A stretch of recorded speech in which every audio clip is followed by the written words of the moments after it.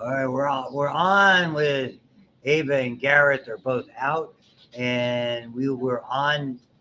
So for you folks, we're holding the lab. If you weren't listening in until next week, in the hopes that you'll be back, so we'll have most of us will be here, and we will go from there. So now that we're recording, I'm going to go back to where we were with blood. You might remember we touched on a little bit of this before when we looked at the different components, and we kind of stopped around here when we start looking at the individual components that are contained in the blood plasma. So I'm going to do that, and then there'll be maybe another hour of this. I would like to get through as much as possible. Typically for the lab, I talk.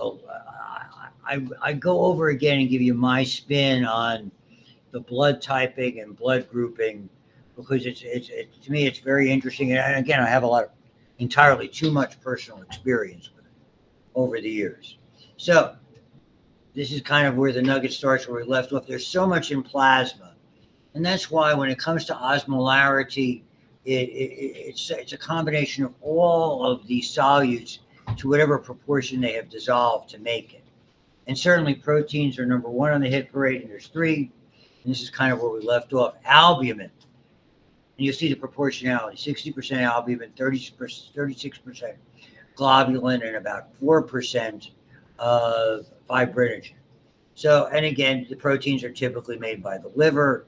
And the first thing, one of the earliest indications of liver failure is the lack of making of albumin being such a large component. And albumin has a lot of roles, but certainly its most important role, I think, is the course of what they call osmotic or colloid osmotic pressure, as well to a certain extent its buffering capability, and it can be a carrying molecule for some components that are not water soluble, as many proteins are.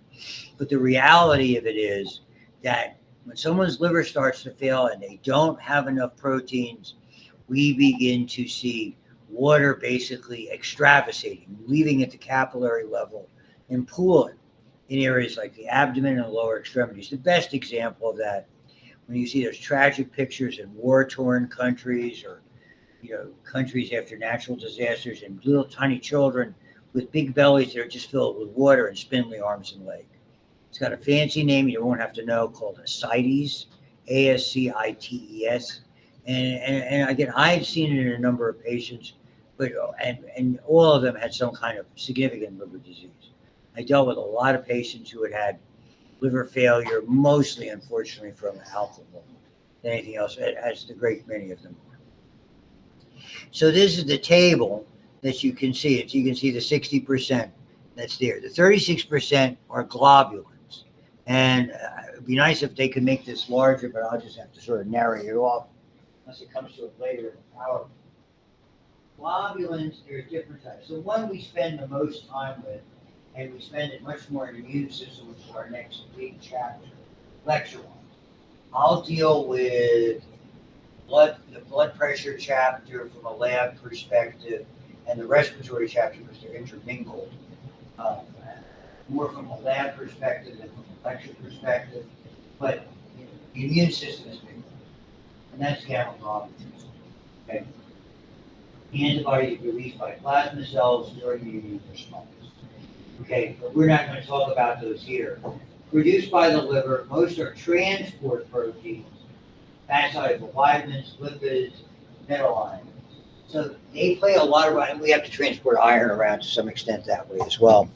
So the issues with that, particularly vis-a-vis lipids, have a lot, again, to do with hyperlipidemias and problems in that making those particular proteins can be genetic and impact people with regard to having certain lipidemias. In other words, it's not their body, it's more about their inability to carry fats in the bloodstream and deliver them as well. So there, that can be another, as well as when we look at receptor-mediated endocytosis, it could be produced from receptors on the cell, cholesterol molecules, or other fatty molecules. That can play a role in that as well. But the big players, certainly the globulins, and we'll get to all the 5 major categories and so on. And then lastly, fibrinogen. Again, the OGen is the key. We deal with this in clotting cascade. I don't think we're going to get to that today, but we may. And the O-gen aspect of things means it's a precursor. And it just so happens that fibrin O-gen is what's found in the bloodstream. And it's an interesting protein because it's completely soluble. The whole clotting cascade has one objective: to convert fibrinogen to fibrin. And it does so by a series of one step catalyzing the next and the next and the next, just like a cascading effect. And once the clot forms, once we create something called thrombin from another precursor molecule called prothrombin. So the whole idea of the clotting cascade is it activates prothrombin and catalyzes the reaction from prothrombin to thrombin. And then the thrombin is the catalyst. Again, it's just a series of catalysts that are in an inactive or O-gen form. And then it converts fibrinogen to fibrin, and the fibrin effectively is a fishnet to trap red blood cells. Period. Pretty straightforward. What brings us now to today's bulk of our discussion is the formed elements. And again, we don't use the term cells ordinarily in a classic sense. I mean, we're going to talk about red blood cells and white blood cells and platelets, but because the only ones that are truly a cell, again, are the white blood cells because they have a nucleus. Platelets are little fragments of membrane with some adherent or incorporated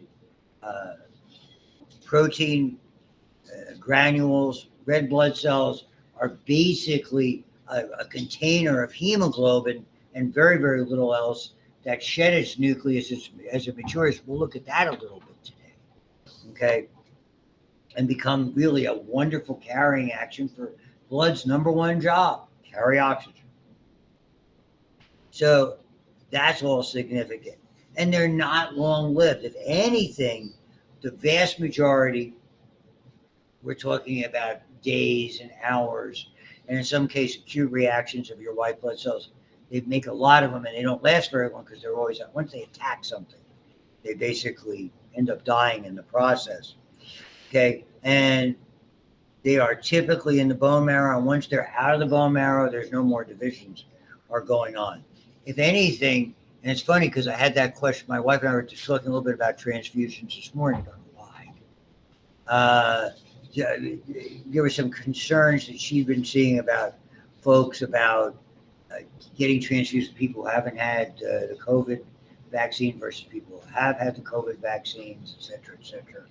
She was just curious about that. But nevertheless, not that I have any expertise or information about that, was that blood basically lasts for 60 to 120 days on average.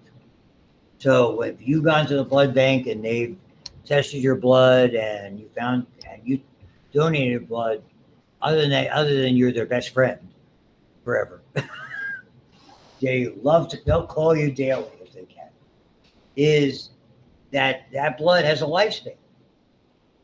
So it's not going to, and most of the time it's around 2 months, they're going to discard it because that's sort of when components of that blood are starting to go, on average. It's a real micrograph, and you can see the classic biconcave disc this is that little hollow area where the nucleus was. Platelets are just fragmented structures. And you can see when you look at white blood cells, they all have what appear to be little projections. Those are those cytoplasmic projections that are able to really induce that sort of amoeboid kind of motion, and at the same time can engulf particles when they either sample or act defensively. So that's a very significant view. I tell everybody about this movie, though it's surely dated since it was 60 years ago. One of the Fantastic Voyage. Did I mention that? The Disney folks put together a movie on a very interesting concept.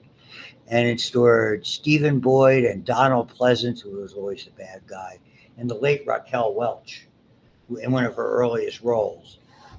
And what they did is they were a medical team. They magically could shrink like a tiny submarine and inject it into the bloodstream to destroy a blood clot that had occurred. It was during the Cold War in a Russian or Soviet somebody, so they didn't die in the U.S. That was the plot, because he had some type of valuable information, whether he was a spy or a defector, I don't recall. And it won an Academy Award for special effects. But it really showed the white blood cells, just how, I mean, there was a lot of science from what they understood back then. It was sometime in that area that was there. And so if you that's one of those Disney channels, TCM, which if you have Max, you have that, interestingly enough. So this is what we do in the lab, why I like to have a lot of people. We're going to do a count like they did in the old days. Nowadays, we count red blood cells. Everything's automatic. That's why when I had my blood test done in December, I had results that afternoon. The samples get run right away. They're in the hospital. They send them to the lab. Boom. They stick them in a machine. They create a tiny stream that is either light deflected or charge deflected. It's been around forever. It's called a Coulter counter. And immediately they can tell me accurately. In the old days, you used magnifying, you used a microscope, and you looked. And which is kind of why I didn't even have that prepped out for the lab, and now that I'm recalling it. And you'd look at these different white cells, and you would count them. And here you can see four different kinds of white blood cells based on the staining of the, first of all, they're larger, as you can see, than red cells. Red cells are that reddish color, but clearer in the center because they're missing the nucleus, and that's so thin it appears clear. You have, as you can see, segmented nuclei on these other areas with staining granules, and we'll get to that. And here you can see lymphocytes which stain bluer rather than redder, more or less. And you can see the indentation in the nucleus here and the nucleus there. So those are four. This is a monocyte. This is a lymphocyte. You can't tell what kind of lymphocyte it is from the picture. This is an eosinophil, and these are called neutrophils. They have a lot of other names that we'll get to. It's got like one of those also known as type of cells. So depending on if you work in a medical field, they'll talk about polys or segs, and these are also in that category. Though for our purposes, we'll use the term neutrophils. So the issue starts here with the red cells. By far and away there's easily 1,000 times more red cells than white cells. And when we do a white cell count, all you do is you go back and forth and you literally count the first 100 you see. And if we have 2 or 3 groups, I have everybody count the first 20 or 30 they see and make a list, and we compile the list. And we should get fairly typical numbers, unless I have a slide that's anemic or I have a slide that has leukemia. And every so often you get slides mixed up, so you have to check the lists. I have low white blood cells. So there you go. So we wouldn't use your blood. So I have low red cells. And what can I tell you? I'm anemic. Doesn't explain everything. There's no correlation coefficient between anemic and crazy. Erythrocytes are relatively small, one of the smaller formed elements. Okay, the biconcave disc, and it's all about that. It sheds everything. So all it is effectively hemoglobin in a sort of a unique shape of membrane that's very flexible and pliant. That's key, because red cells can squish their way around. That's really the way we address a lot of problems with folks who have formed clots. In the old days, we had to use medications that had a lot of side effects. Now, a lot of the medications are designed to effectively make the red cells either bend or become a little more slippery so they don't pile up. So a red cell, like if that door was only partially open, it could kind of squeeze through it without, if it was stuck, we couldn't get through it. Just the way you are if you're in a tight parking spot and you have to go out sideways, that kind of thing. You open your door the whole way. Hemoglobin, we look at that more in respiratory and blood pressure from a physiological standpoint. And as you can see, because they can squeeze because they're larger than the vessels that are containing them. And that's that interesting protein that allows that flexibility. So we enhance those properties. And these agents have been around since 50 years ago when I started learning about these. They were in their early days. And now we see it more advanced because of all the problems with the principle of the agent that we used and still used a lot, which is called Coumadin, which is based on warfarin compounds. The trouble is you have to constantly titrate those. There's a specific range where they have to be in. That's there. And that's one of the things that you see hospital-wise, that's important. We use something called prothrombin for that. Structure and function 101. Lots of surface area relative to the volume, 97%. No, everything's gone. Okay. Any ATP production by that time is strictly anaerobic. So they're not using the oxygen they transport. It's a good thing. You can see what they look like. Pretty easy to define. It was kind of like those cheap lifesavers, the ones that didn't have the hole in the middle. Those Lance mints and stuff that you always got in the vending machine. Take those. I mean, that is not tropical fruit. My dad kicked cigarettes with lifesavers. Not bad for 3 packs a day. Go sit. Okay. Ooh. Picture of the day. You know why we're having a picture of the day? Why are we having a picture of the day, Dr. Stein? Because she, my youngest, is 38. Wish she was smiling in that. So now I nearly have, in 2 years, where I undoubtedly will still be here doing the same thing. Okay, I'll be able to say now my youngest is 40.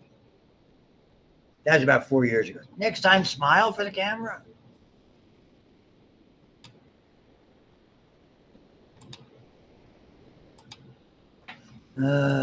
Children.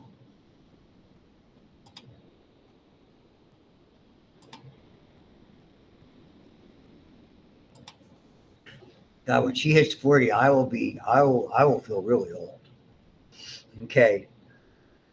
My wife's youngest is what? Oh, dude, she's 30, so she's got me.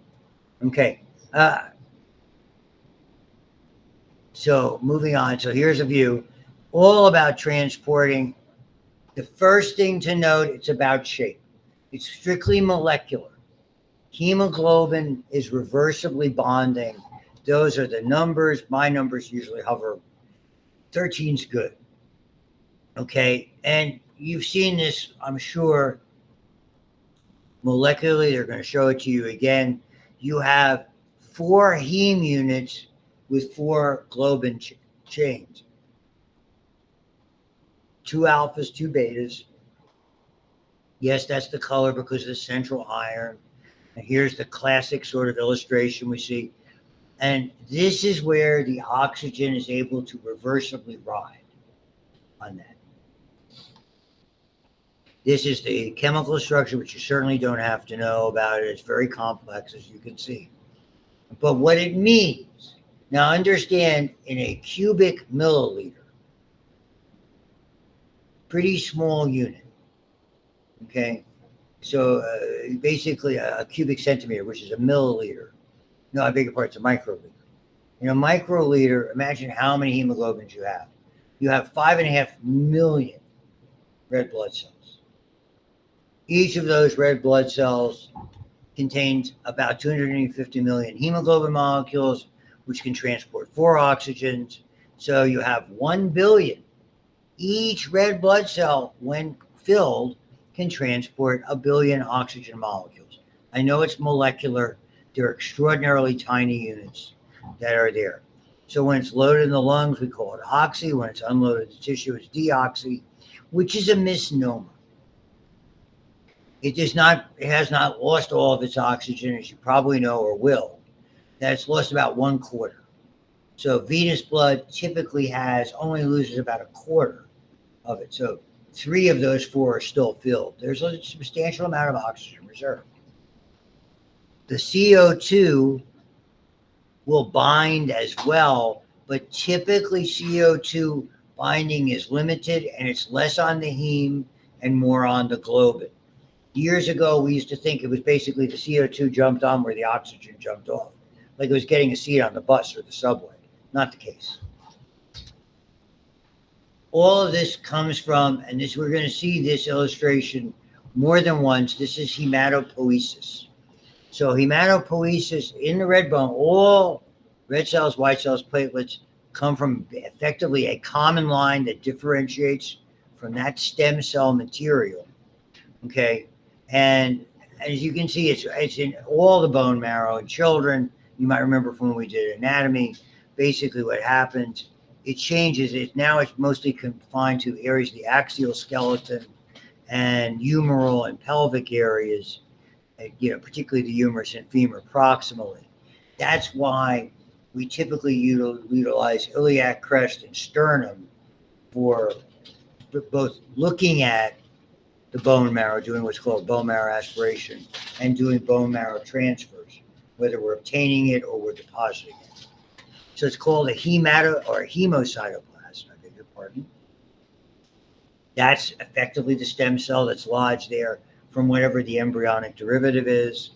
And there's different factors that cause it without going into.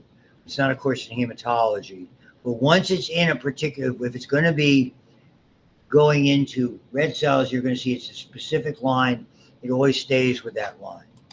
And eventually, the sinusoids are these, again, like the liver, relatively large capillary beds deep within the bone marrow that effectively allow these relatively large elements to come in. So it's larger than kidney because kidney can't move cells, certainly larger than a regular capillary that can't move cells. Okay, and that's where they enter in. So we call it erythropoiesis, okay? And it goes through a series of transformations that you don't have to know. So going from its particular stem cell based to the or precursor. And again, the word blast, just like osteoblast or chondroblast or fibroblast, means active and growing and reproducing. So blasts by definition are premature cells. We'll get to that. Okay. So it goes through all of these, and we start to get to here. Okay. Once you get, years ago, we used to call the orthochromatic erythroblasts a normal, Normo blast. Understand, the blood is designed, your bloodstream is designed to basically carry red blood cells that are 99% mature. A test that you do on every blood count is called a retic count. Reticulocytes are just that. They harbor some ribosomes and also some endoplasmic reticulum along with it. So the reticulocyte comes from the reticulum that you can see microscopically, or these days measure by these more advanced counting techniques. So as long as someone has a retic count around 1%, they're fine. If it is higher, the implication is you're putting out immature red cells. Why is that happening? Something's in there pushing them out too fast. There's some aberrant process within the marrow, maybe a tumor, maybe a chemical basis, something, over hormonal stimulation. The way it was explained to me, when you put out immature forms, they are effectively, like anything that's immature, it can't do its job effectively. Immature white cells, immature red cells, if there is such a thing as immature platelets, and I don't know, they are going to be unable to do their job. That is an indicator of a significant problem. Are there times when, in an acute phase of an infection, when your body's trying to overcome a big infection, we'll see immature white blood cells. But if we see that number go down, it basically tells you we're getting a handle on it. If that number goes down and all of a sudden comes back up, guess what? You're in big trouble. You're losing that battle. All of a sudden, that battlefield is swinging to the other way, whatever war analogy you want to use. So you can just see them, and their color is distinct. You'll see an illustration shortly. So the reticulocyte count is important for determining the rate. It's kind of what they look like. So when you're getting into here, the normal blast has shed this. And so notice one thing that you can see very apparent from the stem cell committed now, because it could be anything here, to the erythroblast, the red cell line, and then going through these changes as it changes color. What's happening? With maturation, red blood cells get smaller. So when you have big red blood cells, it indicates there's a problem with maturation. If you get red blood cells that are too small, typically it's an indication there's problems with the amount of hemoglobin that's either being made or being made into the blood or being incorporated in the blood cell. And we're going to get to very shortly different kinds of anemias. Anemias are very, like you're discussing, very, very more common than you think, much more common with women who are menstruating age than you would think as well. And perhaps that's the most common. So, first thing to note, and you'll see down the road, and I'll probably conjure back up my blood test while you want to see it. I don't know. And you will see that there's something in there called indices, known as the Wintrobe, WINTROBE indices. Most doctors don't pay a lot of attention to them unless they're doing a hematology workup. That's a snapshot that tells you, are the cells on the big side, on the small side, how much hemoglobin they have, and how well concentrated. So you're looking to gross hemoglobin, gross size, and what's called hemoglobin concentration, the amount of hemoglobin per unit volume, which gives you an idea of their oxygen carrier. So just to complete the picture, I likely had a B12 deficiency. Now I have a B12 surplus, and it probably relates to my stomach surgeries because I have what's called a macrocytic anemia. My cells were too big. Most of the time we're talking about blood loss or menstruation related anemias. The blood cells are too small and they're pale. We call that a microcytic small cell, microchromic or hypochromic, not enough color in the cells. Anemia. So if you haven't got enough, not enough oxygen in the party. Okay. So too many is just as bad as too few. Too few can't deliver oxygen. Too many makes the blood thicker. Thick blood puts a greater strain on your heart to push them around. It is desirable for one thing, and that is endurance. And the trouble is, it's been played with trying to be kind. That's one source of manipulating your blood in the sport that's probably had the most performance enhancing techniques used, and that's cycling. So for all you fans of the Tour de France, and I'm one of them, I love watching that. I want to be out there with the sign. Have you seen the French countryside? Oh my goodness. So many soufflés, so little time. I'll make one. Oh, okay. It's just eggs rising. It's how you make matzo meal pancakes for Passover, which you haven't had, I guess. No canadles in your matzo balls? No, I'm sorry. Oh, you are. You're missing something. It sounds like it. So we will make you honorary Jewish for a day. Make a chocolate. I've had those at a French restaurant in Vegas for my first wife and I, our 25th anniversary, called Renoir, which I don't think is there anymore. They had original Renoirs. That was a like $500 dinner. Youch. And so the waiter comes up and goes, I'm sure we can make you a chocolate souffle for dessert. And she didn't like chocolate, which is originally why did I marry her? I mean, there's something inherently wrong. So she had a vanilla souffle, I had the chocolate. That was a good meal. Oh, happy days. You probably get, if you go to, what's the name of it? Picasso, which is in, with the fountains, the Bellagio. Has wonderful restaurants. You been to the Bellagio? I was 13. I've been there. Yeah, yeah. Oh, there's some good eats along Restaurant Row there, and they all view the fountain. Yeah, we sat outside and the man. Okay, So, nothing is perfect. You're lucky. and I mean, she's lucky, but she wasn't happy about it. She didn't do anything for the rest of the night. I said, baby, we're in Vegas. Moving on. So, moving on.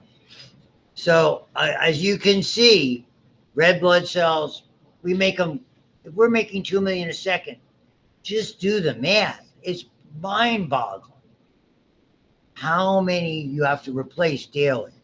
All of those things. So, the big player with this from the kidney is erythropoietin. It's one of those hormones we addressed, and we'll address it again here.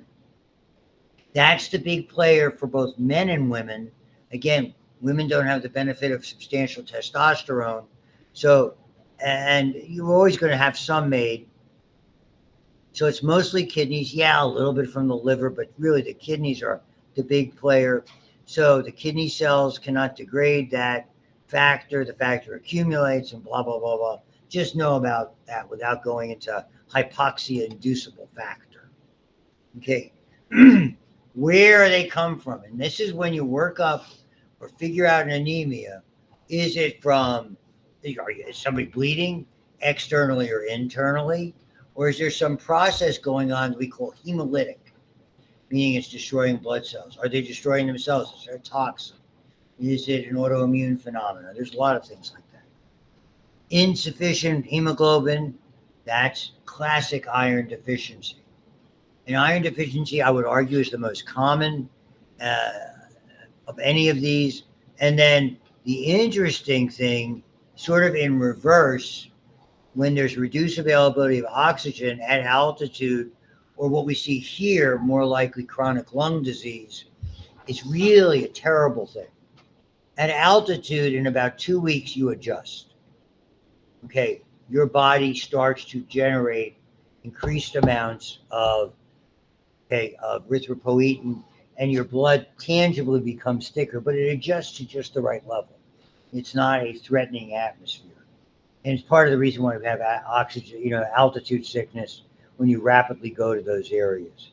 So, I mean, like I think I told you, when we went to Colorado, my stepdaughter and all her people were out there. Yeah, she works first in Aurora, now in Denver. And then we went up to do a vacation right in the midst of COVID in 2020 in the summer at Steamboat Springs. And we were up, that's at 8,000. My head was exploding for 24 hours, because we flew up there into Denver's airport. So the next morning I was just beyond it.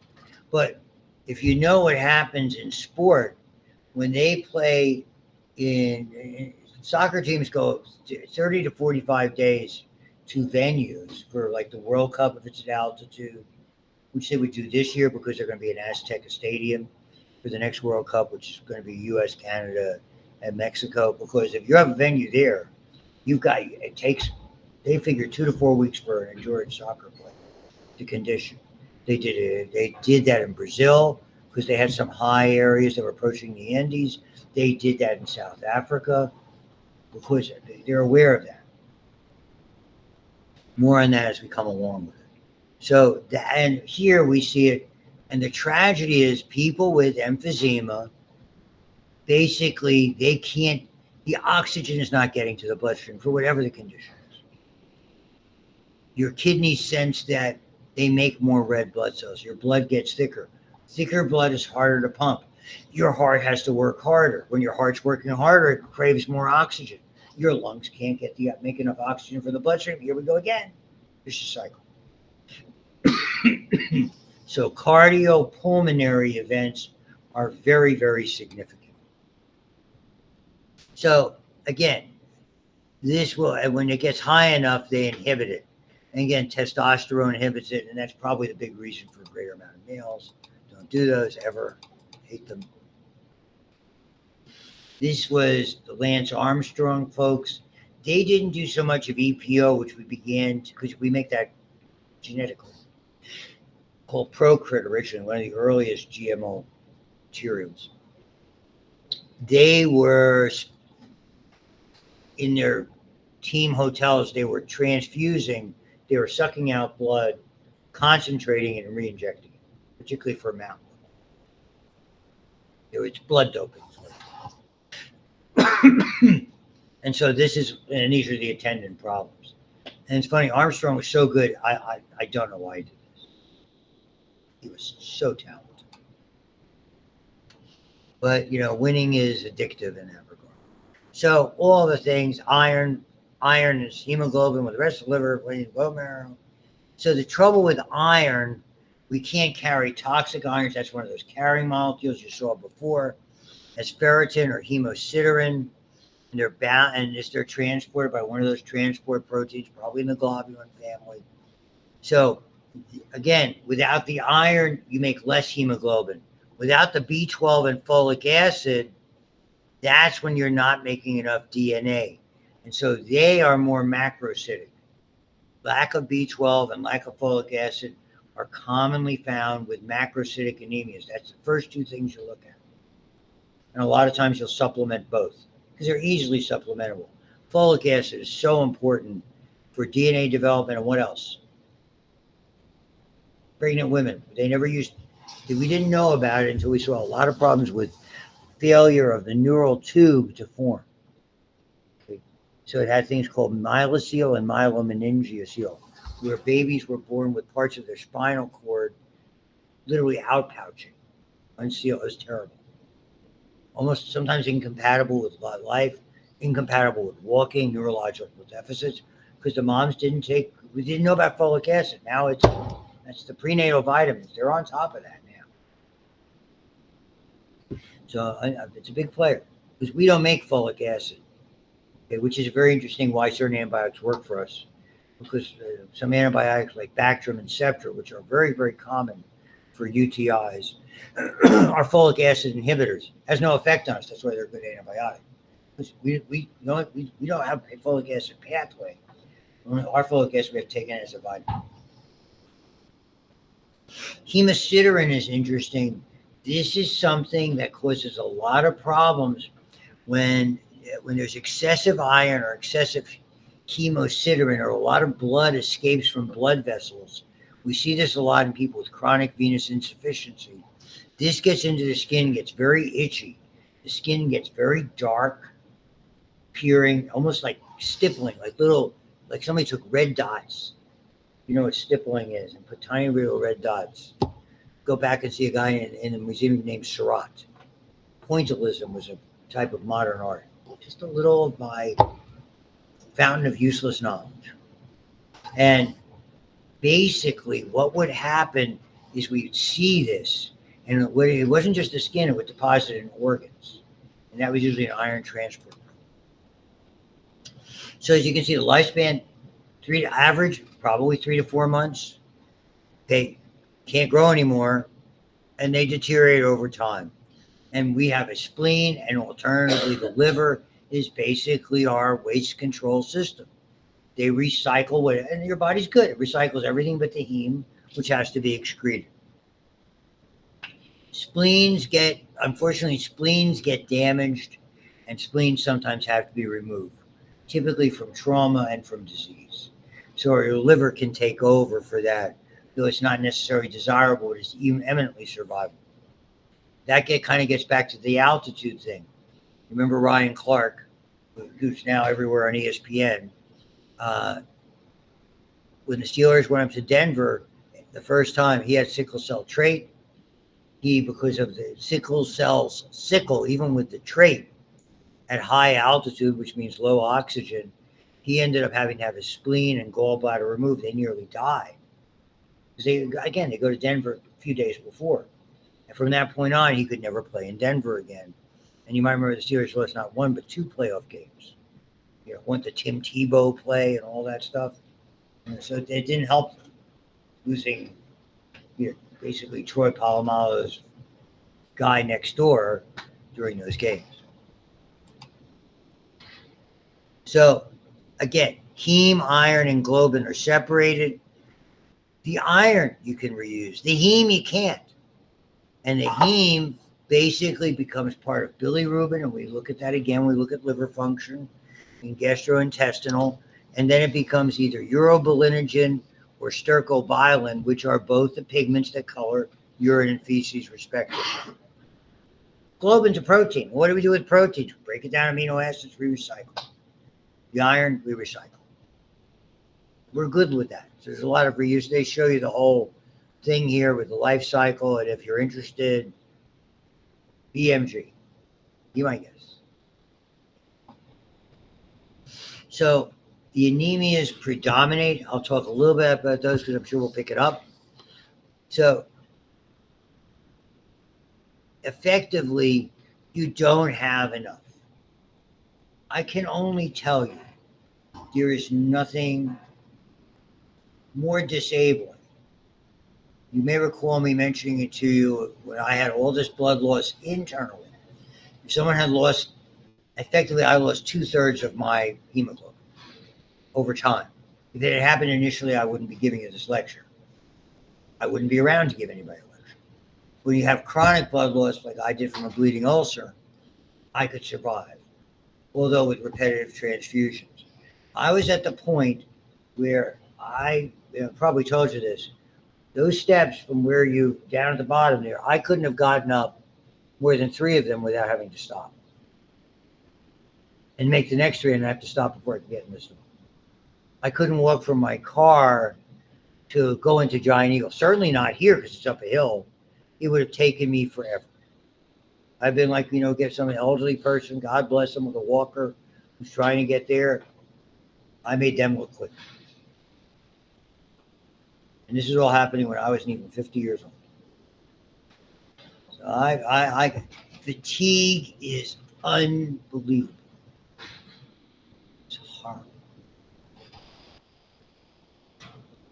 I mean, I was so bad that attractive young lady, now 38, threw herself on me 23 years ago and said, you're not going to be here for me to get married. I'm still not here for her to get married.